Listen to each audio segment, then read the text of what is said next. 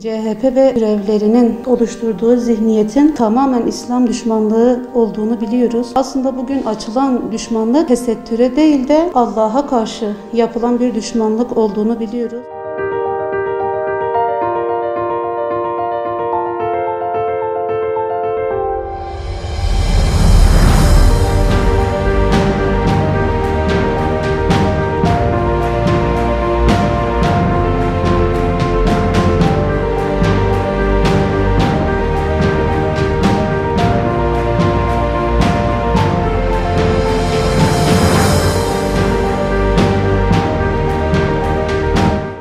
Sınavında YKS'de ilk %42 İmam Hatip derecesiyle tarihinin en büyük akademik başarısına imza attı bu gençler.